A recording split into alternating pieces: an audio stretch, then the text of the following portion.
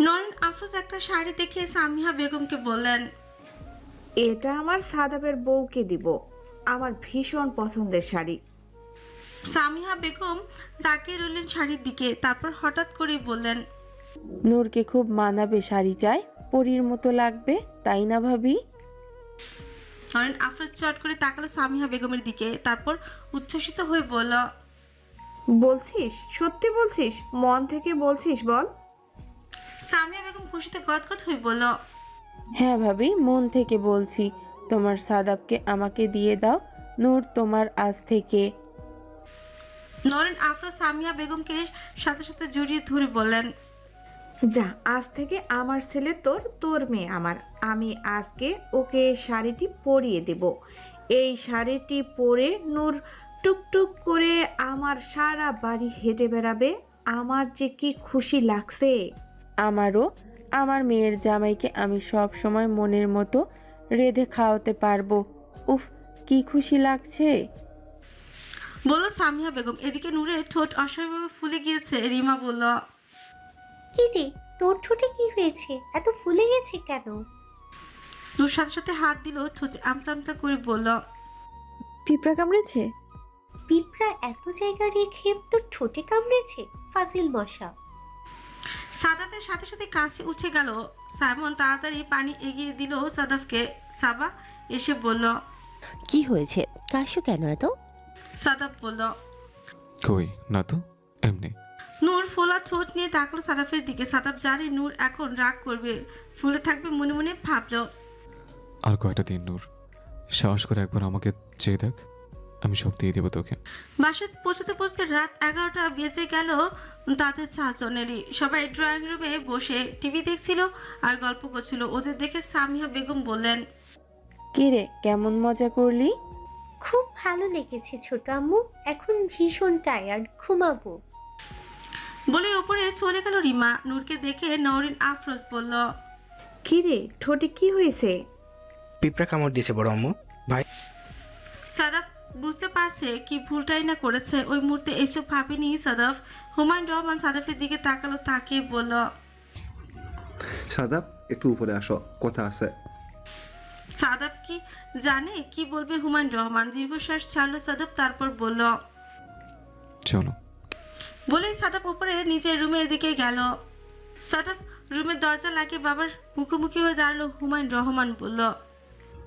তুই করেছিস এটা না? সাদাফ বাবার দিকে তাকিয়ে শার্টের বোতাম খুলতে খুলতে বলল। কি করেছে আমি? দেখ, নূর কিন্তু অনেক ছোট্ট, ও কিন্তু এসব কিছুই বোঝে না। শুধু শুধু তুই ওর সাথে এখন এরকম করবি না। ওকে সময় দিবি, প্রমিস করেছিলি আমাকে, মনে নেই? বলল হুমায়ুন রহমান। সাদাফ হুমায়ুন রহমানের দিকে তাকিয়ে বলল। প্রমিস করেছি, প্রমিস রক্ষা করেছে। বছরের পর বছর বিদেশ ছিলাম, এখন বাংলাদেশে এসছে। আর তুমি যা বলছো সেগুলো আমি কিছুই করি না। তোমার ছোট্ট মেয়ে যা করার আমার সাথে করে। আমি তো নিজেকে রক্ষা করার চেষ্টা করি, বিশেষ না হলে প্রমাণ দেখো। বলেই সাথে সাথে এই শার্টের কলারটাও একটু সরিয়ে হুমায়ুন রহমানের সামনে তুলো। হুমায়ুন রহমান থতমত খেয়ে গেলেন খামচির দাগগুলো দেখে। তারপর হালকা কেসে কোনো মতে বলল। কতটুকু টর্চার করেছিস তুই মেয়েটাকে? মেয়েটা তোর হাত থেকে ছাড়া পাওয়ার জন্য এরকম এলোপাতারি তোকে খামচাচ্ছে। আহত হলাম আমি, আর দুষ্ট আমার। তোমার ছোট ভাতিজি অন্য ছেলের সাথে হেসে হেসে কথা বলে, তাই ওকে শাস্তি দেওয়া দরকার ছিল। কি বললি? ও ছেলেদের সাথে হেসে হেসে কথা বলে? তো মানুষের সাথে হেসে হেসে কথা বলবে না তো কি কেঁদে কেঁদে কথা বলবে নাকি?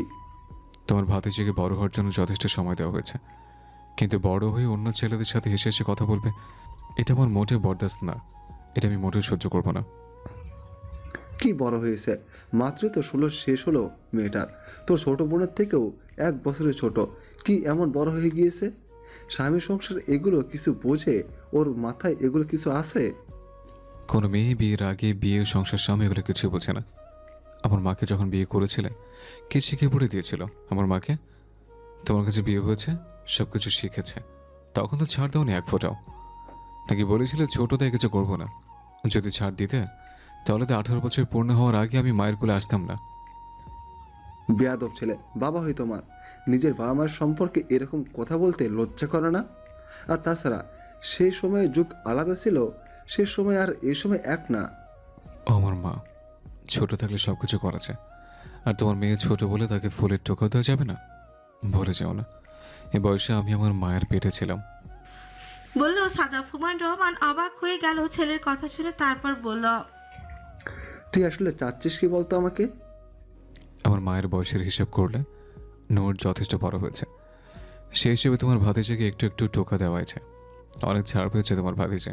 আর না, একবার সময় দিয়েছি, তার মধ্যে প্রায় 1 সপ্তাহ কেটে গেছে, বাকি 23 দিন। 23 দিনের মধ্যেই তোমার ভাতিজে এসে তোমাদেরকে বলবে আমাকে বিয়ে করতে চায়, আর ঠিক তখনই সাথে সাথে বিয়ে ফাইনাল করে ফেলবে। নূর ছোট, এই মুহূর্তে আনুষ্ঠানিকভাবে বিয়ে সম্ভব নয়। তুই বুঝতে পারছিস না কেন? অ্যাটলিস্ট 18 বছর পূর্ণ হোক। তোর ছোট আব্বু যদি বিয়েতে রাজি না হয় তখন আমি ওর সাথে কথা বলছি, ওকে বুঝাবো। সময়তে এর মধ্যে নূর বড় হতে থাকুক। বলল হুমায়ুন রহমান। সাদাফ মুচকি হাসলো, হেসে বলল, দিলাম তো সময়, 23 দিন পাবে। দিলাম তো সময়, 23 দিন পাবে এখনো বিয়ের কথাবার্তা ফাইনাল করার জন্য। আর ঠিক 9 মাস পর তোমার কোলে ছোট্ট একটা নাতি আসবে। এটাই আমার ফাইনাল কথা, ফাইনাল দেওয়ার সময়। এখন তুমি ডিসাইড করো, বিয়ের আগে নাতি করে নিবে নাকি বিয়ের পরে। যেভাবে তোমার ছোট ভাতিজি আমাকে বারবার উস্কানি দেয়, কবে আমি নিজের নিয়ন্ত্রণ হারিয়ে ফেলবো আমি নিজেও বলতে পারি না। হুমায়ুন রহমান বোকা হয়ে গেল ছেলের কথা শুনে। কি উত্তর দিবে এই ছেলেকে? সেটা দিন দিন যা হচ্ছে। পরে দাঁত কির মিরিয়ে বলল, এই তোর লজ্জা করে না? কি এমন বয়স হয়েছে তোর, বিয়ের জন্য এখন এরকম করছিস?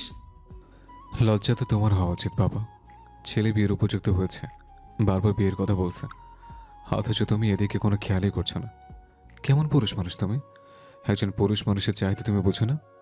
নিচে তো এই বয়সেও বউ নিয়ে ঘুমাও, ছেলে যে বউ লাগবে বারবার বলতেছে, সে খেয়াল আছে? ছেলে যে রাতে এদিক ওদিক গোত্তা মারে, দেখো চোখ বন্ধ করে থাকো। দোষটা তো তোমার হচ্ছে। আর তোমার ছোট ভাতিজি আমাকে বারবার উস্কায়, বারবার আমার রুমে আসে। এটা তো কপাল ভালো, আমি নিজেকে নিয়ন্ত্রণ করে রাখি। কিন্তু 23 দিন সময় দিয়েছি, 23 দিন পরে আর নিজেকে নিয়ন্ত্রণ করে রাখবো না। বলল সাদাফ। হুমায়ুন রহমান ছেলের দিকে তাকিয়ে বলল, তুই কি নিজের বাবাকে ব্ল্যাকমেল করছিস? ব্ল্যাকমেলে কিছু নেই, যা সত্যি তাই বললাম। নাহলে 9 মাস পর রেডি থেকো, নাতি কোলে নিয়ে ঘুরবে। ঠিকই হয় বিয়ের আগে, না হলে বিয়ের পরে। হুমায়ুন রহমান তাজ্জব বনে গেলেন, মনে মনে ভয় পেলেন। জানেন এই ছেলে যা বলছে ঠিক তারই প্রমাণ করে ছাড়বে কাজে কর্মে। এখন কি করবে ভাইয়ের সাথে, কিভাবে কথা বলবে, এটা নিয়ে উনি মনে মনে দ্বিধায় পড়ে গেলেন। এদিকে নূর রুমে এসে আয়নার সামনে দাঁড়িয়ে ছুটে আঙুল দিয়ে দেখতে লাগলেন ক্ষতটা। ঠোঁটের ক্ষতটার সাথে সাথে মনে পড়ে গেল পার্টির সেই দৃশ্যটা, যখন সাদাপকে চুমুই খাচ্ছিল। এত ব্যথা, এত যন্ত্রণার মধ্যে নূরের মন সুখ লাগছিল। কিন্তু নূর ছোটে হাত দিয়ে আয়নার দিকে তাকিয়ে ভাবতে লাগলো, সাথে সাথে লজ্জা চোখ বন্ধ করে ফেললো নূর। চোখ বন্ধ করে যেন দৃশ্যটি আর স্পষ্ট নূরের চোখের সামনে ভেসে উঠল। সাথে সাথে ভেসে এলো নূর সাদাফের শার্টের কলার খামচে ধরতে গিয়ে সাদাফের গলাতেও তো আঁচড় কেটেছিল। সাদাফের গলা জ্বলছিল, রক্ত বের হয়ে গিয়েছিল বোধহয়। নূর সাথে সাথে আলমারির কাছে দৌড়ে গিয়ে আলমারি খুলে মলমটা বের করলো। এটা সাদাফের রুম থেকে নিয়েছিল। গতবার সাদাফ বলেছিল ব্যথা হলে মলমটা নিয়ে লাগাতে। নূর তখন ওর রুমে নিয়ে এসেছিল মলমটা। রাত বাজে 12টা। নূর অনেকক্ষণ ধরে গড়িমসি করছিল সাদাফের রুমে যাওয়ার জন্য। সাদাফের গলায় অনেকখানি জায়গায় নখের নূরের আঁচড়ি কেটে গিয়েছিল। নূরের ইচ্ছে করেছে যে মলম লাগিয়ে দিতে। সাদাফ ভাই তো মলম খুঁজলেও পাবে না, কারণ নূর ওই রুম থেকে নিয়ে এসেছিল। তাই 12টা বাজার সাথে সাথে নূর দরজা খুলে রওনা দিল সাদাফের রুমের উদ্দেশ্যে। সাদাফ এখন রুমের দরজা আর লাগায় ঘুমায় না। জানে নূর রাতে একবার হলেও আসবে, কোনো না কোনো বাহানায় অবশ্যই আসবে। পাগলিটার এইসব পাগলামিতে যে অভ্যস্ত হয়ে পড়েছে সাদাফ, তাই রুমের দরজা না লাগিয়ে শুয়ে পড়েছে। ধীরে ধীরে নূর এগিয়ে গেল সাদাফের শিয়রের কাছে। দেখলো সাদাফ উঁচু হয়ে শুয়ে আছে, কিন্তু আঁচড় তো লেগেছিল গলায়। এখন সাদাফ ভাইকে কি করে ঠিক করিয়ে শোয়াবে? ধীরে ধীরে নূর সাদাফের হাত ধরে সাদাফকে টেনে সোজা করার চেষ্টা করতে লাগলো। অনেকক্ষণ এভাবে চেষ্টা করলো, কোনোভাবেই পারলো না। হয়তোবা সাদাফ ঘুমিয়ে থাকলেই পারতো, কিন্তু সাদাফ তো জেগে আছে, তাই সাদাফকে এক চুল পরিমাণ নড়াতে পারলো না। নূর ফিসফিস করে বলতে লাগলো, উফ, এত ভারী কেন এই লোকটা? কি করে যে উঠাই? মলমটা না লাগিয়ে না দিলে তো নখের আঁচড় লেগে তো ঘাও হয়ে যাবে। মানুষ এত হাতির মতো ভারী কি করে হয়? সাদাফ আর টিকতে পারল না, উঠে বলল, তাহলে কি তোর মতো চড়ুই পাখির মতো ওজন হবে? আচ্ছা, তোর ওজন কত? 35 নাকি 36? বলেই বিছানা চিত হয়ে শুয়ে পড়ল সাদাফ। পাশে বসে আছে মলম নিয়ে নূর। নূর থতমত খেয়ে গেল, আমতা আমতা করে বলল, মোটেও 36 কেজি বা 35 কেজি না, আমি গুনে গুনে পুরো 41 কেজি। ওরে বাবা, গুনে গুনে 41 কেজি? তা 41 কেজির এই চড়ুই পাখিটা কি 80 কেজির এই হাতিটাকে সহ্য করতে পারবে? বলেই সাদাফ নূর সাথে সাথে বলল, সহ্য করতে হবে কেন? যখন করতে হবে তখন বুঝবি। আবার বলিস না আমি তোকে সাবধান করিনি। তা আবার এত রাতে কেন এসছিস? তোকে বলিনি আমার রুমে রাতের বেলা আসতে মানে? বলল সাদাফ। নূর অত শত না ঘাটি বলল, মলম নিয়ে এসেছিলাম, আপনার গলায় আঁচড় লেগেছিল, তাই মলম লাগিয়ে দিতে এসেছি। সাদাফ কিছুক্ষণ নূরের দিকে তাকিয়ে রইল, তারপর হাত থেকে মলমটা নিয়ে বলল, আমি লাগিয়ে নিব, তুই রুম থেকে যা। আর যাওয়ার সময় রুমের দরজা চাপিয়ে দিয়ে যাস। নূর সাথে সাথে উঠে দাঁড়ালো, তারপর বলল, ঠিক আছে, মলমটা লাগিয়ে নেবেন। বলে এই রুমের দরজা চাপিয়ে দিয়ে চলে গেল। পরদিন সকালে নূর তাড়াহুড়ো করে রেডি হয়ে নিচে নেমেছে। স্কুলে যাবে, ব্রেকফাস্ট করবে গাড়িতে, তাই বড় মাকে বলল আগে টিফিন প্যাক করে দিতে। নরিন আফরোজ আগে থেকেই টিফিন প্যাক করে রেখেছে। নিচে নেমে এসে সাদাফের দিকে তাকিয়ে বলল, চলুন চলুন, আজকে আমার জরুরি একটা কাজ আছে স্কুলে, তাড়াতাড়ি যেতে হবে। সাদাফ অবাক হয়ে তাকালো নূরের দিকে। প্রতিদিন তো লেট করে, না হয় আজ এমন কি হলো? ব্রেকফাস্ট করবে না, তাড়াতাড়ি যেতে বলছে। তারপর কিছু জিজ্ঞেস না করে বলল, ঠিক আছে, বাইরে আয়, আমি গাড়ি বের করছি। গাড়িতে কয়েকবার সাদাফ আর চোখে তাকালো নূরের দিকে। ভীষণ ছটফট করছে নূর, যেন কতক্ষণে গাড়ি থামবে, কতক্ষণে নামবে। কিসের এত তারা সাদাফ জানে না, কিন্তু বারবার লক্ষ্য করছে নূর কেমন যেন ছটফট ছটফট করছে। স্কুলের গেটের কাছে এসে গাড়ি থামতে নূর কোনো মতে সাদাফকে বাই বলে সাথে সাথে বেরিয়ে গেল। সাদাফ গাড়ির দরজা লাগাতে লাগাতে দেখলো নূর দৌড়ে স্কুলের গেটের ভিতর ঢুকে গেল। সাদাফ গাড়ি স্টার্ট দিয়ে অফিসের উদ্দেশ্যে রওনা দিল। আজ অফিসে তেমন বিশেষ করে মিটিং নেই সাদাফের। ও মন ঠিকছে না। সকালে নূর কেন তো ছটফট করে স্কুলে গিয়েছিল? যে মেয়ে স্কুলে যেতেই চায় না। ভাবতে ভাবতে অফিস থেকে বাবার কাছ থেকে ছুটি নিয়ে বাড়ির উদ্দেশ্যে রওনা দিল সাদাফ। প্রতিমধ্যে হঠাৎ নূরের সিটের দিকে চোখ গেল, দেখলো একটা ছোট্ট খামের মতো কিছু একটা পড়ে আছে। সাদাফ সাথে সাথে গাড়িটিকে সাইড করে পার করলো রাস্তায়। তারপর ছোট্ট খামটি তুলে নিল সাদাফ। খুলে দেখলো ভিতরে একটি সুন্দর রঙিন চিঠি। সাদাফ ফের যেন হৃদয় কেঁপে উঠলো। কোনো মতো চিঠিটা খুলে চোখের সামনে ধরতে চোখ ছানা পড়া হয়ে গেল। চিঠির ভিতরে কতগুলো গোলাপ ফুলের পাপড়ি। দেখে বোঝা যাচ্ছে হয়তো গতকাল দিয়েছে, কারণ ফুলের পাপড়িগুলো একটু মলিন হয়ে গেছে। চিঠিতে লেখা, আমার হৃদয়ের রানী তুমি, জানো না আমি তোমাকে ঠিক কতটা ভালোবাসি। হয়তো তুমিও আমাকে ভালোবাসো। যদি তোমার মনে হয় আমার এই চিঠিটি তোমার হৃদয়ের দাগ কাটতে পেরেছে, তুমিও আমাকে ভালোবাসো, আমাকে চাও, তাহলে কাল স্কুলে অবশ্যই সকাল সকাল চলে আসবে। আমি ফুল নিয়ে অপেক্ষা করব তোমার জন্য। সবার সামনে আমি তোমাকে প্রপোজ করব। আমি তোমাকে ভালোবাসি। আর যদি মনে করো তুমি আমাকে ভালোবাসো না, তাই এই চিঠিটি ডাস্টবিনে ফেলে দিও। সকালে কালকে যদি স্কুলে না আসো, আমি আমার উত্তর পেয়ে যাব। ইতি, তোমাকে একান্তে ভালোবাসার মানুষ, রাকিব। চিঠি পড়ে সাথে সাথে চিঠিটি দুমড়ে মুচড়ে হাতের মুঠোয় নিয়ে পকেটে ঢুকলো সাদাফ। তারপর পাগলের মতো কোনো মতো ড্রাইভ করে বাড়িতে আসলো। হাজারবার ভাবলো কেন অন্য কাউকে তুই চাইলি নূর? বাড়িতে এসে সামনে পড়লো নরিন আফরোজ। নরিন আফরোজের সাথে সাথে বাড়ির কথা জিজ্ঞেস করতে চাইলো সাদাফ কারো দিকে না তাকিয়ে চুপচাপ উপরে চলে গেল। উপরে গিয়ে সাথে সাথে ঢুকলো নূরের রুমে। ঢুকে দেখলো সাইমন ও রিমা নূরের রুমে গল্প করছিল। হঠাৎ চোখে পড়লো নূরের রুমে ড্রেসিং টেবিলের উপরে কয়েকটি ফুল। সাদাফ আর নিজেকে ধরে রাখতে পারল না। সাথে সাথে নূরের রুমের ভিতরে ঢুকে সবার সামনে চড়ি মেরে বসলো নূরকে। নূরের চড় তীব্রতা সহ্য করতে পারেনি, তার চেয়েও বেশি তীব্র সাদাফের দেয়া আঘাত, যা নূরের হৃদয় সইতে পারেনি। এত জোরে চড় পড়ার সাথে সাথে নূর খাট থেকে ছিটকে পড়লো ফ্লোরে। নূর সাথে সাথে জ্ঞান হারালো। সাইমন সাথে সাথে নূরকে এসে ধরলো, দেখলো জ্ঞান হারিয়ে গেছে। নূরের গালে 5টি আঙুলের দাগ বসে গেছে। সাইমন সাদাফের দিকে তাকিয়ে বলল, এই মারলে কেন? কি করেছে নূর? রিমা অবাক হয়ে গেল, সাথে সাথে এসে ধরল নূরকে। নূরের গালে হালকা ধরে দেখলো 5টি আঙুলের ছাপ বসে গেছে। তাকালো সাদাফের দিকে, তারপর আবারও নূরকে ডাকতে লাগলো। এই নূর, নূর ওঠ, ওঠ নূর। সাদাফ সাইমনের দিকে তাকিয়ে বলল, ওকে শাসন করার অধিকার কি আমার নেই? আছে, কিন্তু কি করছে নূর, যার জন্য এমন জোরে তুমি ওকে আঘাত করলে? যেখানে নূরকে একটি জোরে ধমকও দিয়ে দেখো না তুমি। তাহলে বুঝে নাও ওর অপরাধটা অনেক গুরুতর। এদিকে সাদাফের ব্যবহারে দেখে আগে নরিন আফরোজের সন্দেহ হয়েছিল, তাই দৌড়ে উপরে এসে এই অবস্থা দেখলো। নূর ফ্লোরে নিচে পড়ে আছে। সাদাফ রাগে গড়গড় করছে। সাইমন ও রিমা নূরের জ্ঞান ফেরানোর চেষ্টা করছে। হতবাক হয়ে গেল নরিন আফরোজ।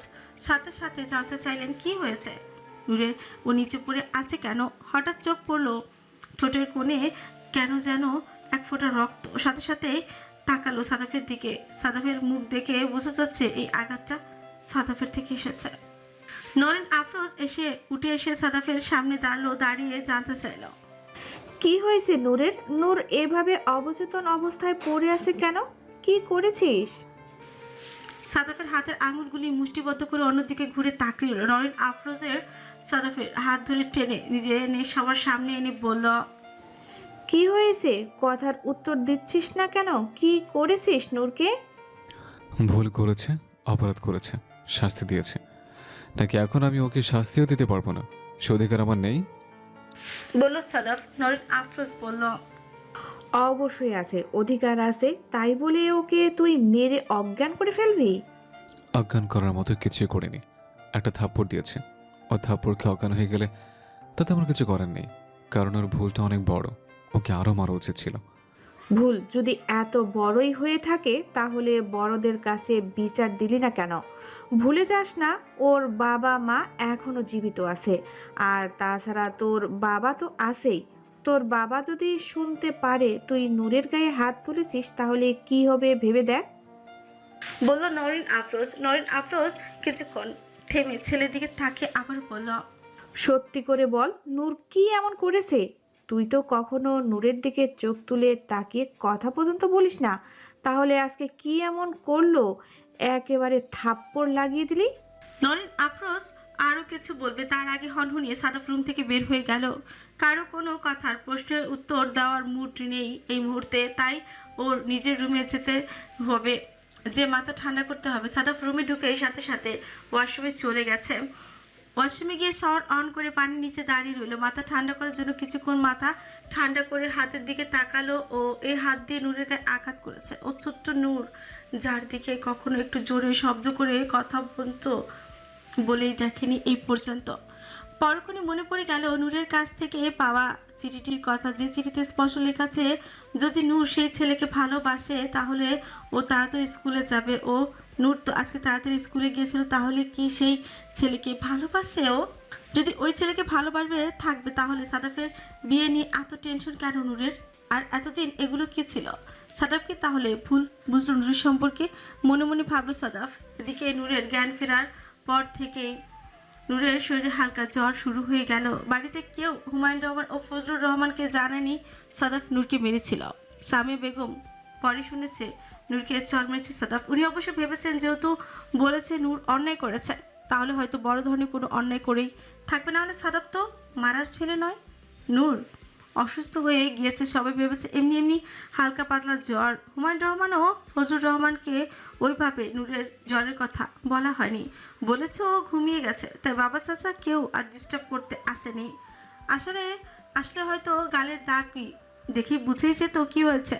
নূর ঘুমিয়ে আছে নিজের রুমে কান্না করতে করতে, কখন ঘুমিয়ে গেছে নিজেও বলতে পারবে না নূর। রাত বাজে 1টা। সাদাফের কোনোভাবে ঘুম আসছে না। সাদাফ জানতে পেরেছে নূরের জ্বর এসেছে, কিন্তু ওই রুমে যেতে পারছে না। হঠাৎ কুইমনি করে যেন পকেট থেকে আবারও নূরের কাছ থেকে পাওয়া চিঠিটা বের করে হাতে নিল। বের করে আবার চিঠিটা মনোযোগ দিয়ে পড়তে লাগলো। কত শতবার পড়েছে চিঠিটা তার হিসেব নেই। হঠাৎ করে কি মনে করে যেন চিঠিটা উল্চে পিঠে ঘুরিয়ে দেখলো একটি লাভ শেপ আঁকা, যেখানে দুটি নাম স্পষ্টভাবে জজর করছে। দেখে সাদাফের যেন হুঁশ উড়ে গেল, বুঝতে পারলো কত বড় ভুল করে ফেলেছে। চিঠিতে স্পষ্ট করে লেখা আছে নূরের এক বান্ধবীর নাম রাহা এবং ওই ছেলের নাম। তার মানে চিঠি নূরের ছিল না, অথচ শাস্তি নূরকে দেওয়া হয়ে গেছে। সাদাফ জানে না এই মুহূর্তে কি করবে। রাত বাজে 2টা, কোনোভাবে আর ঘরে মন টিকতে পারছে না। পাশের রুমে নূর হয়তো ছটফট করছে, কি করবে, কোন মুখে যে নূরের সামনে দাঁড়াবে সেটাও বুঝতে পারছে না। অতঃপর সিদ্ধান্তটা যাই হোক, নূরের রুমে এখন যেতেই হবে, না হলে যে এখন দম বন্ধ হয়ে মরে যাবে সাদাফ। সাদাফ নূরের রুমে ঢুকতেই নূর যেন জেগে গেল। খুব বেশি একটা গভীর ঘুম ছিল না, থেকে থেকে কান্না করছিল, জ্বরে ঘরে ছিল। চোখ পিটপিট করে খুলে দেখলো সাদাফ রুমে ঢুকেছে। সাদাফ এগিয়ে গিয়ে নূরের সামনে দাঁড়ালো, দেখলো নূর চোখ হালকা খোলা। সাদাফ নূরের সামনে হাঁটু ভেঙে বসে নূরের গালে হাত রেখে জিজ্ঞেস করল, ব্যথা করছে খুব? আপনার জানতে হবে না।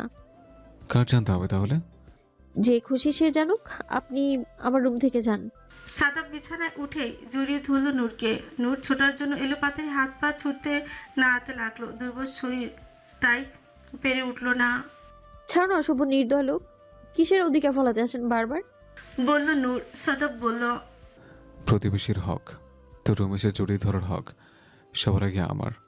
বেশি নড়লে আরেকটা চোর খাবি। চুপচাপ বুকে থাক। সরি, ভুল হয়ে গেছে, মাফ করে দে।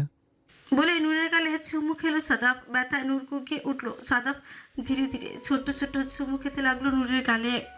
বিকেল 5টায় অফিস থেকে এসে পড়েছে সাদাফ। মিটিং নেই, তাই তাড়াহুড়ো করে চলে এসেছে। নূরের শরীর ভালো ছিল না, গতকাল থাপ্পড়টা বেশ জোরে লাগায় এখনো পর্যন্ত জ্বর ছাড়েনি। রাতের বেলা যদিও নূরকে বুকে নিয়ে একটু শুয়েছিল, কিন্তু ভোরবেলা আবার নিজের রুমে চলে আসতে হয়েছে। জ্বর খুব একটা কমেনি নূরের।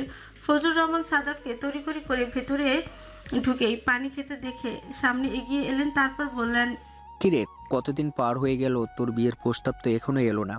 মেয়ে না হয় আসতে পারে, লজ্জা পেতে পারে। আমাদেরকে বল, আমরা বিয়ের প্রস্তাব নিয়ে যাই।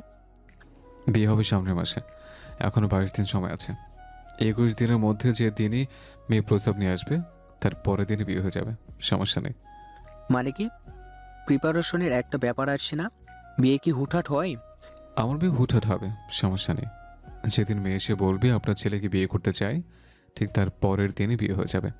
প্রয়োজন পড়লে যত অনুষ্ঠান করার বিয়ের পর করেও কোনো সমস্যা নেই। মেয়ে তোর পালিয়ে যাচ্ছে না, এখানেই আছে।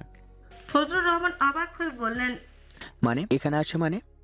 সাদাফ পানি খেয়ে বলল, মানে বিয়ের পর তো এখানে থাকবে, পালিয়ে তো আর যাবে না, যত ইচ্ছা অনুষ্ঠান করতে পারবে। বলে এই পানি খেয়ে সাথে সাথে উপরে উঠে গেল। উপরে উঠে নূরের রুমে দরজা চাপানো দেখে দরজা খুলে ভেতরে ঢুকে পড়লো সাদাফ। ঢুকে দরজা বন্ধ করে দিল।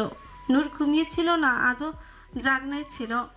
হঠাৎ হুড়মুড়িয়ে সাদাফকে রুমের ভেতরে ঢুকতে দেখে নূর শোয়া থেকে উঠে বসে গায়ের কাপড় চোপড় ঠিক করতে লাগলো। নূরের দিকে তাকিয়ে দেখলো মুখটা কেমন মলিন হয়ে আছে, আর থাপ্পড়ের দাগটা এখনো স্পষ্ট। সাদাফ ধীরে ধীরে এগিয়ে এলো নূরের কাছে, চোখে পানি চৈচুম্বর। বুঝতে পারছে সাদাফকে দেখে। নূর অন্যদিকে মুখ ঘুরিয়ে রাখলো, ফিরেও তাকালো না সাদাফের দিকে। এদিকে নূরের ঠোঁটটি ছোট বাচ্চাদের মতো উল্টে আছে, বুঝতেই পারছে আরেকটু হলে ফুপিয়ে কেঁদে দিবে নূর। সাদাফ নূরের কাছে এসে বসে বলল, আমার দিকে তাকা নূর। নূর তাকালো না, চুপচাপ অন্যদিকে মাথা ঘুরিয়ে রাখলো। সাদাফ আরো বেশ কয়েকবার ডাকলো। নূরের একই অবস্থা, সাদাফের দিকে ফিরেও তাকাচ্ছে না। এদিকে চোখের পানি যে কোনো মুহূর্তে নিচে পড়ে যাবে। সাদাফ বলল, আর একবার ডাকবো, যদি ফিরে না তাকাস আমি ভয়াবহ কিছু করে ফেলবো। গত রাত থেকে চেষ্টা করছি, একটি কথা শুনতেছিস না তুই আমার। বলেছি ভুল হয়ে আছে, অন্যায় হয়ে গেছে। সত্য মিথ্যে যাচাই না করে তোর উপর আমি অন্যায় করেছি। আমিই তো করেছি, অন্যায় তো করেনি। আমার এইটুকু ভুল তুই সহ্য করতে পারছিস না? শাস্তি দিতে চাস? চুপচাপ থেকে আমাকে শাস্তি দিবি? তা হবে না, আমার সাথে কথা বলতে হবে। কথা না বললে আমি এখন ভয়াবহ কিছু করে ফেলবো। শেষবার মতো বলছি, আমার দিকে তাকা। নূরের অভিমান হয়েছে এভাবে সবার সামনে হঠাৎ করে এত জোরে থাপ্পড় মারায়। যাকে নূর এত ভালোবাসে সে শুধু শুধু এসে নূরকে গায়ে এভাবে আঘাত করবে, নূর কোনোদিনও এটা কল্পনাও করেনি। আঘাতটা নূরের হৃদয়ে গিয়ে লেগেছে, তাই নূর চুপচাপ রইল, ফিরেও তাকালো না সাদাফের দিকে। হঠাৎ দেয়ালে ঘুষি মারার শব্দে নূর ফিরে তাকালো দেয়ালের দিকে। দেখলো দেয়ালে হাতে রক্ত লেগে আছে। সাদাফের হাত চুয়ে রক্ত পড়ছে, হাত যেন কাঁপছে। মাসই দেয়ালে ঘুষি মেরেছে সাদাফ, নূর সাথে সাথে দৌড়ে এসে সাদাফের হাত ধরে চোখের পানি যেন ধরে রাখতেই পারলো না। নূর ঝরঝরিয়ে সব চোখের পানি ছেড়ে দিল। সাদাফের হাতের দিকে তাকিয়ে নূরের কলিজাটাও শুকিয়ে গেল। কিভাবে রক্ত পড়ছে, ফ্লোর ভেসে যাচ্ছে রক্তে। নূর নূর হাতে বুকের কাছে নিয়ে ফোপাতে ফোপাতে কেন এমন করলেন? আমি তো আপনাকে বলিনি এরকমটা করতে। কত রক্ত বেরোচ্ছে দেখুন তো। নিশ্চয়ই কষ্ট হচ্ছে আপনার, খুব ব্যথা করছে নিশ্চয়ই। ফু দিতে লাগলো আর সাদাফের দিকে তাকিয়ে রইল। তারপর বলে আবারও সাদাফের হাতে ফু দিতে লাগলো বুকা নূর, যেন ফু দিলে সমস্ত ব্যথা গায়েব হয়ে যাবে সাদাফের। সাদাফ একদৃষ্টি তাকিয়ে রইল নূরের দিকে।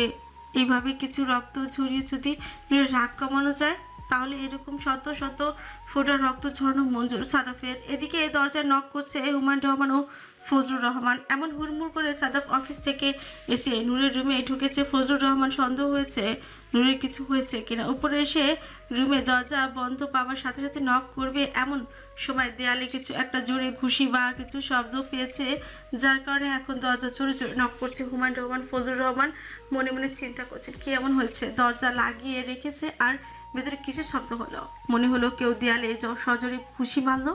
নূরেরও মনে হয় কান্নার আওয়াজ পাওয়া যাচ্ছে। বারবার মন উতলা হয়ে উঠছে। জোরে জোরে দরজা নক করতে লাগলো, বলতে লাগলো, সাফাত বাবা তাড়াতাড়ি দরজা খুল। কি হয়েছে সাফাত, তাড়াতাড়ি দরজা খুল। সাদাব চুপচাপ দাঁড়িয়ে রইল। নূর এগিয়ে গেল দরজার কাছে। দরজা খুলেই দরজার সাইডে দাঁড়ালো। রুমের ভিতরে প্রবেশ করলো হুমায়ুন রহমান ও ফজলুর রহমান। হঠাৎ করে এত রক্ত দেখে, দেয়ালে রক্ত দেখে সাথে সাথেই সাদাফের দিকে তাকালো। দেখলো হাত দিয়ে ছড়ছড়িয়ে রক্ত পড়ছে। হুমায়ুন রহমান ও ফজলুর রহমান দুজনেই সাদাফের দিকে দৌড়ে গেল। হুমায়ুন রহমানের যেন কলিজাটা কেঁপে উঠলো। নিজের আদরের প্রিয় সন্তানের হাত থেকে এভাবে রক্ত ঝরছে দেখে যেন উনি সহ্য করতে পারছেন না। সাথে সাথে সাদাফের হাত নিজের হাতে নিয়ে বলল, কি হয়েছে আমার বাবার? হাত থেকে রক্ত তো পড়ছে। ফজলুর রহমান যেন পাগলই প্রায় হয়ে গেছেন। নিজের আদরের ভাতিজা চুপচাপ দাঁড়িয়ে আছে, এরকম রক্ত পড়ছে, উনি দিশেহারা হয়ে গেলেন। সাদাফ ফজলুর রহমান ও হুমায়ুন রহমান ছেলের এই অবস্থা দেখে অবাক হয়ে গেলেন। ফজলুর রহমান তো বললেন, কিরে কি হয়েছে বাবা, হঠাৎ করে এরকম কেন করলে? কি করেছে নূর? কিছু করেছে, অন্যায় করেছে? আমাকে বল, নিজেকে শাস্তি দিতে গেলি কেন? সাদাফ নীরব রইল। হুমায়ুন রহমান এখনো ছেলের হাত ধরে তাকিয়ে আছেন ছেলের দিকে। পুরুষ মানুষ হুমায়ুন রহমান কাঁদতে পারছে না, তারপরও চোখের কোণে জল জমা হয়েছে।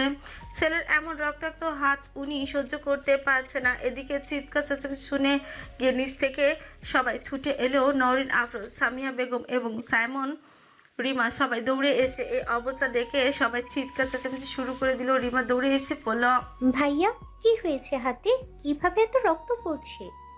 দেয়ালে খুশি মারার কারণে হয়তো এত রক্ত পড়তো না। দেয়ালে একটি আয়নার ফ্রেম ঝুলানো ছিল, খুশিটা সেখানে গিয়ে লেগেছে এবং গ্লাস ভেঙে হাতে ঢুকে যাওয়ার কারণে এত রক্ত ঝরছে। সবার অবাক চাহনি এবং প্রশ্ন এড়িয়ে হঠাৎ করে সাদাফ রুম থেকে হনহনিয়ে বের হয়ে গেল। শুধুমাত্র নওরিন আফরোজ, সাইমন, রিমা, সামিহা বেগম, নূর জানে সাদাফ কেন এরকম করেছে। হুমায়ুন রহমান এবং ফজলুর রহমান নিজ নিজ স্ত্রীর দিকে তাকালেন, বললেন, আমার কাছ থেকে কি লুকাচ্ছ? সত্যি করে বলো, কি হয়েছে এই 2 দিনে? বাধ্য হয়ে নওরিন আফরোজ সবকিছু খুলে বলল, গতকালের কথা এবং নূরের জ্বরের কথা। ফজলুর রহমানের নূরের দিকে তাকালেন, দেখলেন গালে 5 আঙুলের দাগ এখনো স্পষ্ট বোঝা যাচ্ছে। কিন্তু কেন থাপ্পড় মেরেছিল নূরকে, এটা এখনো পর্যন্ত কেউ জানে না। ফজলুর রহমান ভাইয়ের রাগ থেকে সাদাফকে বাঁচাতে বললেন, সাফাত যেহেতু শাসন করেছে অবশ্যই কোনো কারণ ছিল ভাইজান। সাফাতকে এ বিষয়ে কিছু জিজ্ঞেস করবেন না, তাছাড়া যথেষ্ট হয়েছে। ছেলেটা হাত থেকে রক্ত পড়ছে, ওকে তাড়াতাড়ি ড্রেসিং করাতে হবে, না হলে যে আরও ক্ষতি হয়ে যাবে পুরো। সাইমন তাড়াতাড়ি ডাক্তারকে কল দে, বল হাত কেটে গিয়েছে, ড্রেসিং করাতে হবে। ভাবি আপনি সাফাতের রুমে যান আর দয়া করে এসব বিষয়ে কোনো প্রশ্ন করবেন না। যা হওয়ার হয়েছে, নূর অবশ্যই কিছু করছে, না হলে সাফাত এভাবে গায়ে হাত তুলতো না। আমরা সবাই জানি সাফাত নূরকে কতটা আদর করে, কতটা কেয়ার করে। হুমায়ুন রহমান অবাক হয়ে গেলেন যে নূরকে ছাড়া সাদাফের চলে না।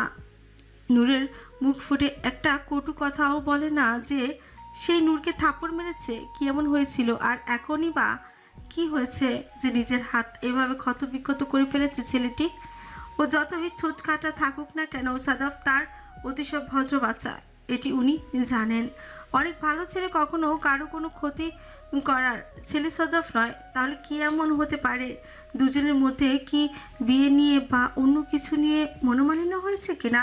সব কিছু জানতে হবে আগে। ছেলেটার হাতের ড্রেসিংটা সম্পূর্ণ করতে হবে। এদিকে নূরের কান্না যেন থামছে না, কান্না করতে করতে বারবার বাবার দিকে তাকিয়ে বলছে, বাবা, ওনার হাত থেকে অনেক রক্ত ঝরছে, অনেক জোরে ঘুষি মেরেছে দেয়ালে, দেখো দেয়ালেও এখনো রক্ত লেগে আছে, তাড়াতাড়ি ডক্টরকে আনো, না জানি কত কষ্ট হচ্ছে ওনার। বলে আবারও কান্না করে দিল নূর। সত্যি ডাক্তার এসে ড্রেসিং করে দিয়ে গেছে এবং জানিয়েছে প্রচুর ব্যথা হবে, ওষুধ দিয়ে গেছে, 2 দিন রেস্ট নেওয়ার জন্য বলেছে। 2 দিন সাদাফ অফিস যাবে না। কেউ আর সারাদিন এই ব্যাপার নিয়ে কোনো কথাই বলেনি, আর কেউ কাছ থেকে আর কিছু জিজ্ঞেসও জানতেও চায়নি। রাতে ডিনারের সময় নিচে যায়নি সাদাফ, খাওয়ানোর জন্য বলে পরে খাবে বলে শুয়ে পড়েছে। কারোর সাথে কথাও বলতে চাচ্ছে না সাদাফ। এদিকে রাত 11টা বেজে গেল, ছেলেটা এখনো ডিনার করে ওষুধ খাচ্ছে না, দরজাটা লাগিয়ে শুয়ে আছে। তাই নরিন আফরোজ বাধ্য হয়ে নূরের কাছে এগিয়ে এসে বলল, নূর, খাবার নিয়ে উপরে যা। নরেন আফরোজ কথাটি বলে তাকিয়ে রইল নূরের দিকে। দেখে বোঝা যাচ্ছে কয়েক ঘন্টা এক নাগারে কান্নার ফলে চোখ মুখ ফুলে গিয়েছে। নিশ্চয়ই দুজনের মধ্যে এমন কিছু হয়েছে যার কারণে ছেলেটা এরকম পাগলামি করে বসেছে। তাই মনে মনে ভাবলেন ওষুধকে সাথে করে ওষুধ আর খাবার দিয়ে পাঠাবে, তাহলে হয়তো আর না করতে পারবে না ছেলেটা। তাই নূরের মাথায় হাত রেখে বললেন, যা। তুই গিয়ে বললে দরজা খুলে দিবে, আমার বিশ্বাস। আমার উপর আরো রাগ করবে, বকা দিবে, যদি রাগ করে আবার নিজের উপর ক্ষতি করে বসে কোনো। কিছু করবে না, যা। কথাটা বলেই নূরকে দাঁড় করিয়ে খাবারটা হাতে দিয়ে নূরকে সাদাফের রুমের সামনে এনে বলল, নক কর, খাবার খাইয়ে তবে নিচে নামবি। নূরের গায়ে হালকা চুমু খেয়ে বলল। তারপর নরিন আফরোজ নিচে নেমে আসলেন। নূর মনে মনে সাহস করে কোনো মতে দরজায় 2 বার নক করলো। সাদাফ জানে এই মুহূর্তে শুধুমাত্র নূরই এসেছে, অন্য কেউ না।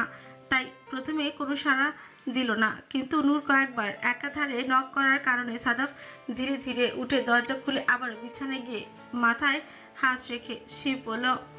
নূর সাহস করে খাবারের ট্রেটা বিছানার কাছে টেবিলে রেখে সাদাফের বেডে সাদাফের পাশে বসে বলল, উঠুন, খাবেন, বড় মা খাবার পাঠিয়েছে আপনার জন্য, সবাই দুশ্চিন্তা করছে, তাড়াতাড়ি উঠুন।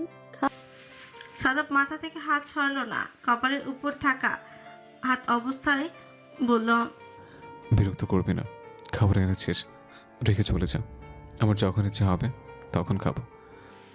নূর সাহস করে বলল, খাবেন না, আমার সামনে খাবেন, আমি কি করে বুঝবো আপনি খেয়েছেন? সাদাফ কপাল থেকে হাত নামিয়ে নূরের দিকে অবাক হয়ে তাকালো, তারপর বলল, তোকে কেন বুঝতে হবে আমি খেয়েছি কি খাইনি? আমার খাওয়া হোক বা না হোক তাতে তোর কি আসে যায়? এভাবে কথা কেন বলছেন? আপনার তো ডান হাত কেটেছে, নিশ্চয়ই অনেক ব্যথা। আপনি তো উঠে বসুন, আমি খাইয়ে দিচ্ছি। একা একা কি করে খাবেন আপনি? সাদাফ আর তর্ক করতে চাইল না, এমনি সারাদিন না খাওয়া, তার উপরে ওষুধ খাবে, তাই চুপচাপ উঠে বসলো আর দেখতে চাইলো নূর কি করে। নূরও চুপচাপ খাবারের প্লেট সামনে এনে মেখে সাদাফের মুখের সামনে ধরলো। সাদাফ এক দৃষ্টিতে তাকিয়ে আছে নূরের দিকে। হঠাৎ মুখের সামনে খাবার ধরে থাকা অবস্থায় নূর জিজ্ঞেস করলো, কেন শুধু শুধু নিজের হাতে নিজে কষ্ট দিলেন? এই হাত অন্যায় করেছে, তুই যে আমাকে ক্ষমা করতে পারছিলে না তাই নিশ্চয়ই শাস্তি দিলাম। আমি কি বলেছি আমি আপনাকে শাস্তি দিতে চেয়েছি? আমার তো অভিমান হয়েছিল, আপনি তো অন্যভাবে আমার অভিমান ভাঙাতে পারতেন। কাছে আয়, এখন ভাঙিয়ে দিই। হ্যাঁ। সাদাফ এক মুহূর্ত দেরি করলো না, সাথে সাথেই 2 হাতের আঁচলে নূরের মুখ চেপে ধরে নূরের ঠোঁটে ঠোঁট মিলিয়ে দিল। নূরের হাতে ভাত ছিল, সে ভাত মাটিতে পড়ে গেল, প্লেটটা কোনো মতে নিচে রাখলো। নূর সেই তরকারি মাখা হাত দিয়ে সাদাফের কলার দুটো খামচে ধরল। নূর এমন অতর্কিত চুমুর জন্য প্রস্তুত ছিল না। নূর সাদাফ যেন শুধু চুমু খাচ্ছে না, নিজের সমস্ত আবেগ, ভালোবাসা, ইমোশন উগড়ে দিচ্ছে নূরের ভেতর যেন একটু একটু করে। এই শাড়িটা তো খুব সুন্দর বড় আম্মু। তোর পছন্দ হয়েছে? ঠিক আছে, তাহলে তুই নিয়ে যা, আয় তোকে এই শাড়িটা সুন্দর করে পরিয়ে দেই। সামিয়া বেগম অবাক হয়ে তাকালে নরেন আফরোজের দিকে, কারণ গতকালই কথা হচ্ছিল শাড়িটা নরেন আফরোজ তার ছেলের বউকে অর্থাৎ সাদাফের বউয়ের জন্য রেখেছে। তাহলে নূরকে পরিয়ে দিতে চাইলো কেন? তার মানে কি নরেন আফরোজ মনে মনে নূরকে পছন্দ করে? যদি এমন হয় তাহলে সামিয়া বেগম মেরে থেকে খুশি আর কেউ হবে না। উনি এটাই চেয়েছিলেন, সবাই খুশি খুশি। নূরকে যদি সাদাফের বউ হিসেবে মেনে নেয় তাহলে উনি অনেক খুশি হবে। নূর সারাক্ষণ ওনার চোখের সামনে থাকবে। নূরের শ্বশুরবাড়ি বাবার বাড়ি একটাই থাকবে। কেউ ওকে কিচ্ছু বলতে পারবে না, কোনো ভুল ত্রুটি হলেও কিছু খারাপ বলতে পারবে না। এর চেয়ে আর বেশি ভালো কি হতে পারে? নূরকে শাশুড়ি হয়ে নয়, মা হয়ে সব কিছু বুঝিয়ে দেবে। এরকম একটা পরিবার পেলে ওনার তো আর কোনো টেনশনই থাকবে না। আর সাদাফের মতো একটা জামাই পাওয়া যে ভাগ্যের ব্যাপার। সাদাফকে ওনার খুবই পছন্দ, যেমন দেখতে শুনতে ভালো সেরকমই আচার ব্যবহার ব্যক্তিত্ব সব দিক থেকে সাদাফ যেন 100-তে 100। নূর খুশি খুশি নরেন আফরোজের কাছে শাড়ি পরতে লাগলো। শাড়ি পরানো শেষ হলে নরেন আফরোজ নূরকে ছোট্ট একটা ঘোমটা দিয়ে আয়নার সামনে দাঁড় করিয়ে সামিয়া বেগমের দিকে তাকিয়ে বলল, দেখ সামিহা, পুরো একটা পরী বউয়ের মতো লাগছে। সামিয়া বেগমের মেয়ে তাই ওনার যে চোখে ভালো লাগবে, কিন্তু নরেন আফরোজ যে এই শাড়িটা পরিয়ে নূরকে পরিব বলেছে সামিয়া বেগমের মনে হয় বুঝতে পারলেন উনি সাদাফের জন্যই বলেছে। খুশি খুশি এসে সামিয়া বেগম নরেন আফরোজের কাছে বলেন, ভাবি এই শাড়িটা তুমি নূরকে দিলে? নরেন আফরোজ সামিয়া বেগমের প্রশ্ন বুঝতে পেরে নূর যেন কিছুই বুঝতে না পারে তাই উত্তর দিল, হ্যাঁ দিলাম। তোর কোনো সমস্যা আছে, আপত্তি আছে যদি আমি নূরকে শাড়িটা দেই? সামিয়া বেগম সাথে সাথে খুশি হয়ে জড়িয়ে ধরলেন নরেন আফরোজকে। তারপর বললেন, আমি রাজি, আমার কোনো আপত্তি নেই। আপনার মেয়েকে আপনি শাড়ি দিয়েছেন, আমার কোনো আপত্তি নেই ভাবি। দুজনেই ঠিকই বুঝতে পারলেন ওদের মধ্যে আসলে কিসের আদান প্রদান হলো বা কি কথা হলো। নূর বোকার মতো মা ওর বড় আম্মুর কথা শুনতে লাগলো। একটা শাড়ি নিয়ে দুজনের কথোপকথন ও কিছুতেই বুঝতে পারছে না, শুধু আয়নায় নিজেকে দেখতে লাগলো। এভাবে ঘোমটা দিয়ে আসলে নূরকে ছোট্ট একটা বউয়ের মতো লাগছে। আচ্ছা সাদাব ভাই যখন দেখতে পারবে নূরকে এই শাড়িটা পরায়, সাদাব ভাইয়ের রিয়াকশন কেমন হবে? ওর খুব আনন্দ হচ্ছে আজকে সাদাফের সামনে এই শাড়িটা পরে যাবে। সাদাফের আজ ফিরতে রাত হয়ে গেছে, রাত বাজে 10টা। সবার অলরেডি ডিনার শেষ, প্রত্যেকে যার যার রুমে চলে গেছে। সাদাফ একটা পার্টিতে গিয়েছিল, সেখান থেকে ডিনার করে এসেছে, যার জন্য ওর জন্য কেউ অপেক্ষা করেনি। সাদাফ রুমে ঢুকেই দরজা খুলে লাইট অন করে যেন টাসকে খেলো। সামনে খাটে বসে আছে শাড়ি পরে নূর। শাড়িটা যে ওর মায়ের এবং খুব পছন্দের তা তো চিন্তা অসুবিধা হলো না সাদাফের। লাল একটা বেনারসি শাড়ি, দেখতে নূরকে ঠিক বউয়ের মতো লাগছে। সাদাফের বুকে হাত দিয়ে দাঁড়িয়ে রইল সাদাফ। নিঃশ্বাসটা ভারী হয়ে গেল, যেন নিঃশ্বাসটা নিতেও কষ্ট হচ্ছে সাদাফের। নূর ধীরে ধীরে ধীর পায়ে হেঁটে এসে সাদাফের সামনে দাঁড়ালো, দাঁড়িয়ে বলল, সাদাব ভাই আমাকে কেমন লাগছে এই শাড়িতে, দেখুন তো। শাড়ি পরেছিস কেন? তোকে শাড়ি পরতে নিষেধ করেছিলাম না? বড় মা পরিয়ে দিয়েছে আর বলেছে আমায় পরি বউয়ের মতো লাগছে। শাড়ি পরে বউ সেজে আমার খাটে বসে থাকতেও কি তোর বড় মা শিখিয়ে দিয়েছে? না, তাহলে? আমি নিজেই বসেছি। বাসরাত প্র্যাকটিস করতে বসেছিস? আমি রেডি। কিসের জন্যে? বাসরাত প্র্যাকটিস করার জন্য। শুধু প্র্যাকটিস করবার কিছু না। কি বাজে কথা বলছেন? ও মা, শাড়ি পরে বিছানায় বসে আছিস আর আমি জামাই হতে চাইলেই দোষ? আমি কখন বললাম আমি বসেছি? বড় মা শাড়িটা পরিয়ে দিয়েছে, আমি এসে মাত্র খাটে বসেছি আর অমনি আপনি রুমে ঢুকেছেন। ও মা, তাই এত ইনোসেন্ট তুই? তাহলে লাইট জ্বালিয়ে বসিস নি কেন? লাইট জ্বালাতাম এমন সময় আমি টের পেয়েছি আপনি আসছেন, তাই চুপচাপ খাটে বসেছিলাম। শাড়ি পরেছি ভেবেছি আপনাকে সারপ্রাইজ দেবো তাই। তাই সারপ্রাইজ দেওয়ার জন্য বসেছিস? সারপ্রাইজ পেয়েছে, এখন আবার অন্য কিছু মন চাইছে, এটাও দিয়ে দে। অন্য কিছু মানে? অন্য কিছু কি? বলল নূর। সাদাফ আর চোখে তাকালো নূরের দিকে, তাকিয়ে চোখ দিয়ে ইশারা করলো। নূর বুঝতে পারছে না, বলল, ঠিক আছে আমি চলে যাচ্ছি। বলেই যেই রুম থেকে বের হয়ে যাবে অমনি সাদাফ ভালো হাত দিয়ে নূরের শাড়ির আঁচল টেনে ধরলো। নূর সেফটি পিন লাগিয়ে শাড়ির আঁচল আটকে রাখেনি, তাই সাদাফ ধরার সাথে সাথে শাড়ির আঁচল বুক থেকে খসে নিচে পড়ে গেল। আঁচলের একটা অংশ সাদাফের হাতে আর শাড়ির কয়েকটা কুচিও খুলে নিচে অলরেডি পড়ে গিয়েছে। নূর সাথে সাথে কুচি ধরে আটকানোর জন্য একটু ঝুঁকে বসলো। সাদাফ নূরের দিকে তাকিয়ে যেন বরফের ন্যায় জমে গেল শরীরের প্রত্যেকটি রক্তকণা, মনে হয় হিম বরফের মতো জমে গিয়েছে। নূরের শাড়ির আঁচলের একটা অংশ এখনো সাদাফের হাতে, অথচ নূরের বুকে শাড়ির আঁচল নেই। নূরের গায়ে ব্লাউজটিও নরেন আফরোজের বিয়ের সময়কার। তখনকার নরেন আফরোজের বয়স তখন 15ই ছিল, তাই নূরের গায়ে সুন্দর ফিটিং হয়েছে। নূরের স্পষ্ট বক্ষ বাজ দেখে সাদাব শুকনো ঠোক গেলছে। নূর এখনও কিশোরী একটা মেয়ে, যুবতী হয়ে ওঠেনি, অথচ শরীরের অবয়ব দেখে এখনই সাদাব যেন নিজেকে নিয়ন্ত্রণ করে রাখতে পারছে না। এক দৃষ্টিতে তাকিয়ে আছে নূরের দিকে, কিন্তু নূর এতটা বেসামাল। নূর জানেও না কিভাবে নিজেকে সামলাতে হবে। বোকা নূর শরীর কুচি সামলাতে ব্যস্ত, অথচ যেটা সামলানোর প্রয়োজন ছিল সেটা সাদাফের হাতে। নূরের যেন সেই খেয়ালই নেই। নূর শাড়ি কোনো মতে গুছিয়ে নিয়ে উঠে দাঁড়ালো। দাঁড়িয়ে সাদাফের দিকে তাকিয়ে নূর বুঝতে পারলো নূরকে। নূরের বুকে কোনো শাড়ির আঁচল নেই। নূর যেন বোকাই হয়ে গেল। অমনি কতক্ষণ তাকিয়ে থাকলো, তারপর নিজের বোকামি বুঝতে পেরে সাথে সাথে উল্টোর দিকে ঘুরে গেল। ঘুরতে গিয়ে শাড়ি আরও কয়েকটা কুচি খসে পড়ল। সাদাফ উপরের দিকে তাকিয়ে একটি দীর্ঘশ্বাস ছাড়লো, তারপর ধীরে ধীরে হেঁটে এসে শাড়ির আঁচলটা দিয়ে নূরের পেছন থেকে নূরকে জড়িয়ে ধরলো, নূরকে ঠেকে দিল। নূরের জোরে জোরে শ্বাস ওঠানামা করছে, যার সাথে ওঠানামা করছে নূরের বক্ষ। সাদাফ নিজের হাতে তাই স্পষ্ট অনুভব করছে নূরের বুকের ওঠানামা। সাদাফের যেন প্রতিটি রঞ্জে রঞ্জে শিহরণ বইতে শুরু করলো।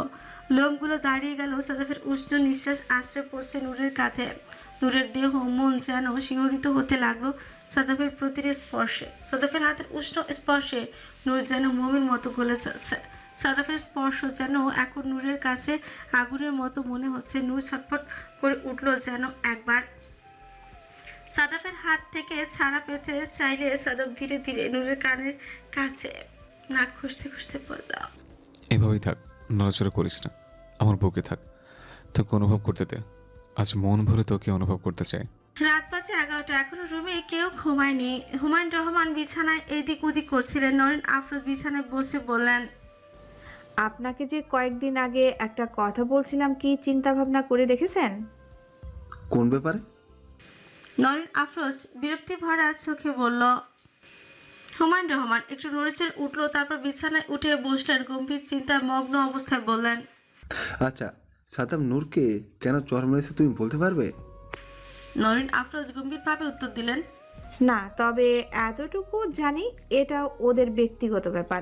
যদি নাই হতো তাহলে নূর কেঁদে কেঁদে আমাদের কাছে বিচার দিত, নালিশ করত। যেহেতু কোনো নালিশ করেনি, বিচার দেয়নি, তার মানে এটা ওদের দুজনের ব্যক্তিগত ব্যাপার। ওদের দুজনের মধ্যেই থাকতে দিন। আর তাছাড়া আমি নূরের চোখে সাদাফের জন্য ভালোবাসা দেখতে পারি, যা আপনারা পুরুষ হয়তো ওকে ছোট বাচ্চার নজরে দেখেন, তাই বুঝতে পারেন না। নূর সাদাবকে অধিকার করে, সব সময় অধিকার করে কথা বলে। হয়তো খেয়াল করলে দেখবেন সাদাব বিয়ের কথা বললে নূর কী রকম উত্তর দেয়, কেমন রিয়াকশন দেখায়। ও কিন্তু চায় না সাদাব বিয়ে করুক। আর আমার কেন যেন মনে হয় সাদাব বারবার বলে পাত্রী নিজে এসে বিয়ের প্রস্তাব দিবে। সেই পাত্রী আর কেউই না, আপনার মেয়ে, আদরের মেয়ে নূর। হুমায়ুন রহমান সবগুলো কথার মনোযোগ দিয়ে শুনলেন। গত কয়েকদিন নূরের আচরণ ওনার কাছেও অবাক লেগেছে, তবে ফজলুলের সাথে কথা বলতে হবে। নূরকে যতই আদর করুক, যতই মেয়ে বলুক, আসলে তো নূরের জন্মদাতার পিতা ফজলুর রহমান, তাই ওর সাথে কথা বলে সিদ্ধান্ত নিতে হবে। তারপর বিছানায় শুয়ে নরেন আফরোজের দিকে তাকিয়ে বলল, ঠিক আছে, আমি আগামীকাল ফজলুরের সাথে কথা বলবো, দেখো কি বলে। নরেন আফরোজ খুশিতে গদগদ হয়ে বললেন। হুমায়ুন রহমান অবাক হয়ে তাকালো স্ত্রীর দিকে, তারপর বললেন, তোমরা মহিলা মানুষ পারো বটে, যা আমরা চিন্তা ভাবনা করতে পারছি না তা নিয়ে তোমরা কথা বলে ফেলেছো অলরেডি। ঘুমাও এখন, কাল কথা বলো ফজলুরের সাথে। বলে ঘুমিয়ে পড়লো হুমায়ুন রহমান। সাথে সাথে বিছানায় শুয়ে পড়লেন নরেন আফরোজ। এদিকে সামিয়া বেগম অনেকক্ষণ ধরে উসকুস করছে বিছানায় কিছু একটা বলার জন্য। ফজলুর রহমান বুঝতে পারলেন, কিছুক্ষণ পর বিরক্ত হয়ে বললেন, কি বলবে বলে ফেলো। না এমন উৎখোস করছো কেন? সামিয়া বেগম স্বামীর দিকে তাকিয়ে বললেন, বলছিলাম যে সাদাফকে আপনার কেমন লাগে, ভাতিজা হিসাবে ভালো লাগে সেটা আমি জানি, আর আপনি এও জানেন সাদাফকে আমার খুব পছন্দ নূরের জন্য, কিন্তু আপনার কেমন লাগে আপনার কথা তো কোনোদিনও শুনলাম না। ফজলুর রহমান চিন্তায় পড়ে গেলেন। সাদাফ সব দিক থেকে ভালো, কিন্তু গতকালের ঘটনা উনি ভুলতে পারছেন না। কেন নূরকে ওইরকম মেরেছিল সাদাফ? নূর যদি অন্যায় করে থাকতো তাহলে তাদের কাছে এসে নালিশ করে না হয় ওইরকম নূরকে থাপ্পড় মেরেছে কেন? তা না হয় বুঝলাম শাসন করতে পারে, কিন্তু নিজ হাতের এই অবস্থায় কেন করেছে? কি এমন হয়েছে হঠাৎ করে? তার চিন্তা ভাবনা আসলে নূর বড্ড অবুঝ। ভবিষ্যতে যদি কখনো সাদাফের সাথে ওর বিয়ে হয়, নূর যদি কোনো অন্যায় করে, নূরকে শাসন করবে কিভাবে? এভাবে নাকি নিজের উপরে এভাবে কোনো ক্ষতি করে বসবে? সাদাফের এমন রাগ আগে কখনো দেখেনি ফজলুর রহমান। কি এমন ঘটেছে? বারবার চিন্তা আসছে ফজলুর রহমানের। শত হলেও নূরের বাবা, মেয়ের স্বার্থটাই যে সবার আগে দেখা তার ধর্ম। তবে উনি এটা বুঝতে পারে নূর কোনো কিছু লুকোচ্ছে। নূর হয়তো অবচেতন মনেই সাদাফের প্রতি আসক্ত হয়ে পড়েছে। গত কয়েকদিন ধরে সাদাফের বিয়ে করার কথা শোনার পর থেকেই নূরের আচরণ ওনার কাছে কেমন যেন খাপছাড়া লাগছে। তাই ভাবলো আগে নূরের মনে কি চলছে সেটাই উনি জানতে চায়, বুঝতে চায়, তারপর এইসব নিয়ে কথা বলবে। রিমা ঘুমাতে যাচ্ছিল, এমন সময় মোবাইলে ফোনের রিংটোন দেখে ফোনটা হাতে নিল। ঠোঁটে খেলে গেল একটু মুচকে হাসে। ফোনের স্ক্রিনে তাকিয়ে দেখলো কল দিচ্ছে সাইমন। 2-3 বার রিং হওয়ার সাথে সাথে ফোন ধরে কিছু বলবে তার আগে ওপাশ থেকে সাইমন বলে উঠল, আজকে তুই আমার রুমের বিছানাটা গুছিয়ে যাসনি কেন? বিছানা আমি এসে দেখলাম এখনো ধুলাবালি, ঘুমাবো কি করে এখন? রিমা বিরক্ত হলো। ফোন ধরেই কেন কাজের কথা বলতে হবে? তারপর বলল, আজকে যাওয়া হয়নি, দেখলেই তো ভাইয়ের কি অবস্থা, সবকিছু নিয়ে ব্যস্ত ছিলাম, একটু ছেড়েও তো নিতে পারো বিছানাটা। ঠিক আছে, আজকের জন্য তোকে মাফ করলাম। আগামীকাল থেকে যেন এমন না হয়। আমি যেন আমার রুমে এসে সবকিছু টিপটাপ দেখি। সকালে একটা প্রেজেন্টেশন আছে, আমার কাপড় চোপড় রেডি করে গিয়েছিলে? হ্যাঁ করেছি। সাইমনের মনে একটু দুষ্ট বুদ্ধি আসলো। তারপর কিছুক্ষণ পরে আমতা করে বলল, আমার আন্ডারওয়্যার রেডি করেছিস? না মানে সবগুলো ধুয়ে বারান্দায় শুকাতে দিয়েছিলাম। আলমারিতে নিয়ে গুছিয়ে রেখেছিস? কোথায় রেখেছিস? সকালবেলা খুঁজে পাবো তো, নাকি আবার তোকে এসে বের করে দিয়ে যেতে হবে? রিমা যেন লজ্জায় লাল হয়ে গেল। সত্যি সত্যি আন্ডারওয়্যারগুলো বারান্দা থেকে এনে আলমারিতে গুছিয়ে রেখেছে। আর একটি কালো রঙের সকালে পরবে, সেটি প্যান্টের সাথে ভাঁজ করে রেখেছে। আমতা করে বলল, যেখানে রাখার সেখানে রেখেছি প্যান্টের সাথে, আর এখন থেকে এসব কাজ তুমি করে নিবে, আমাকে বলবে না। সাইমন মনে মনে হাসলো। তারপর বলল, বলবো না মানে? জীবনে বিয়ে করবো না এত বড় একটা স্যাক্রিফাইস করে দিলাম কি নিজের আন্ডারওয়্যার নিজে গুছিয়ে রাখার জন্য? এখন থেকে শুধু গুছিয়ে রাখবি না, এসে রুমে ধুয়ে দিয়ে বারান্দায় শুকিয়ে তারপর গুছিয়ে রাখবি। আমি এগুলো ধুতে পারবো না। তোর জন্য বিয়ে করবো না, স্যাক্রিফাইস করে দিয়েছে। সারা জীবন ব্যাচেলার থাকবো। তাহলে সব কাজকর্ম এখন থেকে তুই করবি। বিয়ে করলে যা যা বউ করতো তার সবগুলো কাজ এখন থেকে তুই করবে। সব মানে সব। লজ্জায় যেন রিমার চোখ কান সব লাল হয়ে গেল। সাথে সাথে চোখ বন্ধ করে ফেললো রিমা। মোবাইলটা কেটে সাথে সাথে বুকে ফোনটি নিয়ে জোরে জোরে হাঁপাতে লাগলো, যেন আরেকটু হলে নিঃশ্বাস বন্ধ হয়ে যাবে। বাজে লোক, ছি, এত লজ্জা দিয়ে কথা বলে। মনে মনে ভাবলো রিমা। সাইমন ফোনটি সামনে ধরে দেখলো ফোন কেটে দিয়েছে। মুচকি হাসলো, হেসে চুপচাপ বিছানায় ঝেড়ে ঘুমোতে চলে গেল। এদিকে সাদাফের বুকের সাথে লেপ্টে দাঁড়িয়ে জোরে জোরে ঘন ঘন নিঃশ্বাস নিচ্ছে নূর। সাদাফের উষ্ণ স্পর্শে যেন নূরের মনের ভেতর উথাল পাথাল ঢেউয়ের মতন শুরু হয়ে গেছে। বুকের ওঠানামা স্পষ্ট ও নিজের শরীরে নিজের হাতে অনুভব করতে পারছে। নূরের কাঁধে হালকা করে ছোটের উষ্ণ পরশ দিয়ে বলল, তোকে বলেছিলাম না শাড়ি পরবি না? যেদিন শাড়ি পরবি আমি নিজ হাতে খুলে দেব। তাহলে তুই নিজে নিজে করলি কেন? এই শাড়ি খোলার অধিকার শুধু আমার। নূর সাথে সাথে 2 হাত দিয়ে নিজের মুখটা ঢেকে ফেলল লজ্জায়। সাদাফ পেছন থেকে নূরের 2 হাত সরিয়ে ধীরে ধীরে নূরকে দেয়ালের সাথে চেপে দাঁড় করিয়ে পিঠে 2টো চুমু খেলো। তারপর ঘোর লাগা কঞ্চে বলল, তুই আমাকে এত জ্বালাচ্ছিস কেন? যখন তখন এসে জ্বালাচ্ছিস। চোখের সামনে থেকে জ্বালাস, চোখের আড়াল হলেও জ্বালাস, দিনে দুপুরে জ্বালাস, রাতে ঘুমের ঘোরও জ্বালাস। তোর দহনে পড়তে পড়তে যে আমি অঙ্গার হয়ে গেলাম নূর, সেটা কি তুই বুঝতে পারছিস না? নূর দেয়ালের সাথে হাত চেপে রাখা অবস্থায় বলল কাঁপতে কাঁপতে, আমি কি করে আপনাকে জ্বালালাম? এখন তাহলে চলে যাই, আমাকে ছেড়ে দিন প্লিজ, আমার কেমন যেন লাগছে। তুই এইভাবে হুটহাট আমার চোখের সামনে এসে আমাকে যে কষ্ট দিস, সেটা কি বুঝতে পারিস? নূরের কানের কাছে গালে নাক ঘষতে ঘষতে কথাটি বলল সাদাফ। সাদাফের উষ্ণ ছোঁয়ায় নূর যেন পুড়ে যাচ্ছে, ছাই হয়ে যাচ্ছে, আর সহ্য করতে পারছে না মেয়েটি। বলল, আমি চলে যাই তাহলে আপনার আর কষ্ট করতে হবে না। সাদাফ ঘোর লাগা কমছে বলল, তুই যাওয়ার বড় কষ্ট হবে, অনেক বেশি কষ্ট হবে। তাহলে আমি কি করব? আর আমি চলে গেলেও কষ্ট হবে কেন? সাদাফ নূরের দিকে একটু হালকা আর চোখে চাইলো, চেয়ে ফিসফিস করে বলল, তুই যাওয়ার পর প্রত্যেকবার আমার রাত দুপুরে গোসল করতে হয়, এজন্য কষ্ট হবে। বোকা নূর সাথে সাথেই প্রশ্ন করলো, কেন, কোথাও কি ময়লা লেগেছে? আমাকে বলেন, আমি ধুয়ে দিচ্ছি এক্ষুনি। সাদাফ নূরের দিকে তাকিয়ে একটা দীর্ঘশ্বাস ফেললো। এই মেয়েকে এখন কি বোঝাচ্ছিল? সাদাফ নূরের দিকে তাকিয়ে বলল, আমি এখন সত্যি বললে তুই দাঁড়িয়ে থাকতে পারবি? পরের দিন সকালে নাস্তার টেবিলে হুমায়ুন রহমান হঠাৎ করে সাদাফের দিকে তাকিয়ে বললেন, তোমাকে একটু বগুড়া যেতে হবে। সেখানে আমাদের যে ব্রাঞ্চ আছে সেখানে 1 সপ্তাহের মতো লাগবে, কিছু কাজ আছে, করে তারপর আসবে। সাদাফ বজ্র ছেলের মতো তাকালো বাবার দিকে। মনে মনে সাদাফ জানে হয়তো সাদাফকে একটু দূরে সরাতেই এই প্ল্যান করছে তার বাবা, কিন্তু এই মুহূর্তে কিছু বলা যাবে না, কারণ অফিসের আসলে প্রয়োজন ছিল বগুড়ায়। কিন্তু সেখানে চাইলেও বাবা নিজেও যেতে পারতেন বা অন্য কাউকে পাঠাতে পারতেন, অথবা ছোট বাবাও যেতে পারতেন, কিন্তু সেই জায়গায় সাদাফকে পাঠাতে চাইছে তার মানে সিচুয়েশন উনি অন্যভাবে হ্যান্ডেল করতে চাইছে। সাদাফ সাথে সাথে বাবার দিকে তাকিয়ে বলল, নূর সাথে সাথে মাথা তুলে তাকালো, একবার সাদাফের দিকে দেখলো সাদাফ চুপচাপ খাচ্ছে। হুমায়ুন রহমান এর দিকে নূর তাকালো, তারপর মনে মনে ভাবলো 1 সপ্তাহ সাদাফ ভাইকে দেখতে পারবে না, তাহলে কি করে থাকবে নূর? নূর যে এখন 1 ঘন্টাও সাদাফকে না দেখে থাকতে পারে না। সকালটা আর ঠিক মতো নাস্তা করতে পারলো না নূর। বারবার শুধু সেটাই মনে আসছিল, সাদাফ 1 সপ্তাহের জন্য চলে যাবে। 1 সপ্তাহ নূর কি করে থাকবে? সাদাফ ভাই যদি নূরকে ভুলে যায় 1 সপ্তাহে পরে এসে, এমনও তো হতে পারে সেখানে সাবা আপুর সাথে আবার দেখা হয়ে গেল, বা সাবা আপুকে সাথে করে নিয়ে গেল, অথবা সেখানে গিয়ে নতুন কোনো মেয়ের সঙ্গে পরিচয় হয়ে গেল। দুনিয়াতে কত কিছুই তো হতে পারে। এমন কি হতে পারতো না সাদাফ ভাইয়ের না যাওয়া লাগতো, এখানেই থাকতো সাদাফ ভাই? সকাল থেকে তাই মন খারাপ করে গোমরা মুখে বসে আছে নূর।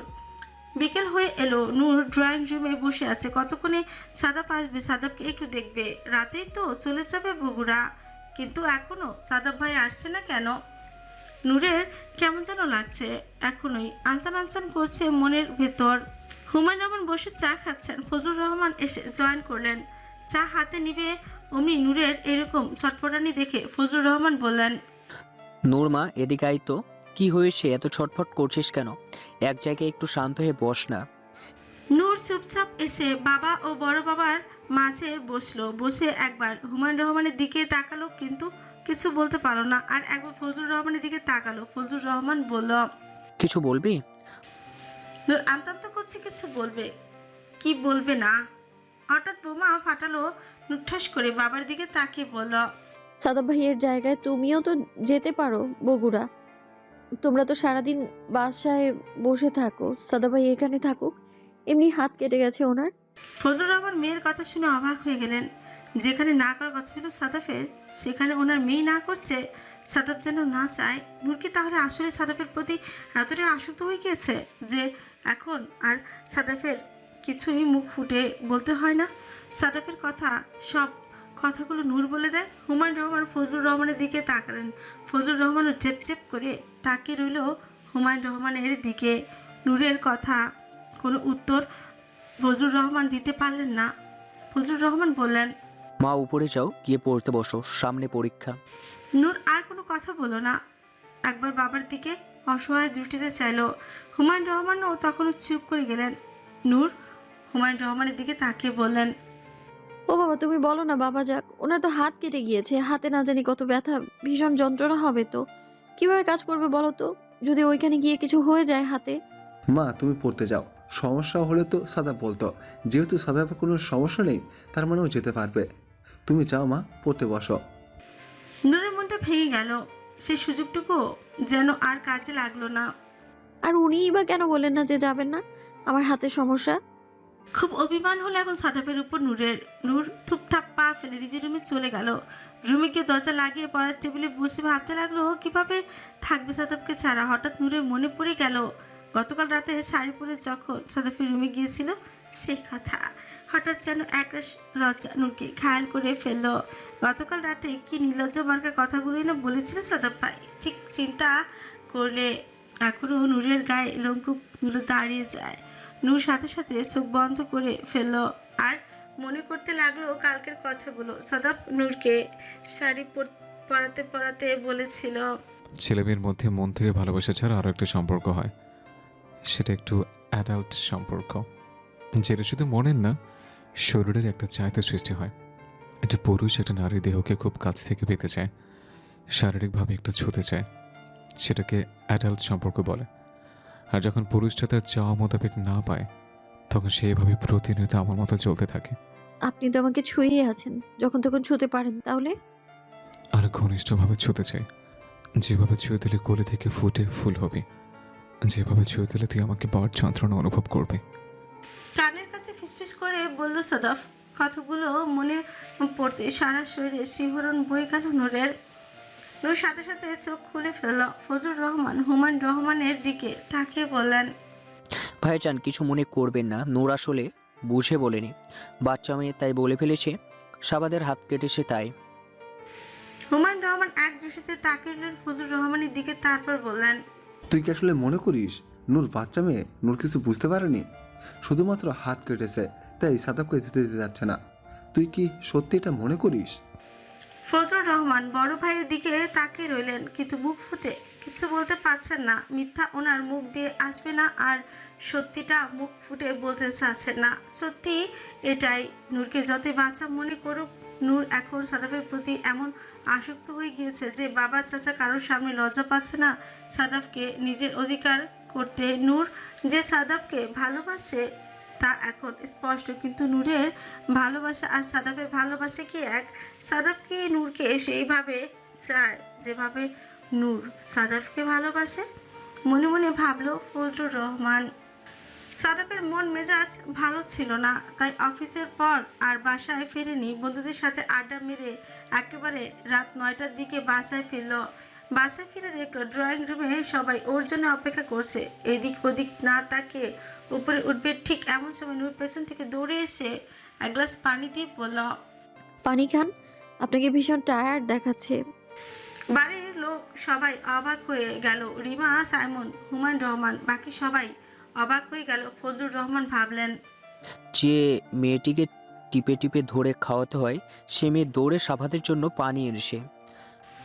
সাদাফ নূরের দিকে তাকালো। সাদাফ জানে নূর সারাদিন সাদাফের জন্য অপেক্ষা করেছে, তাই পানিটা নিয়ে চুপচাপ এক চুমুক দিয়ে খেলো। তারপর সামিহা বেগমের দিকে তাকিয়ে বললেন, ছোট আম্মু, আমার একটু কফি লাগবে, মাথাটা ধরেছে খুব।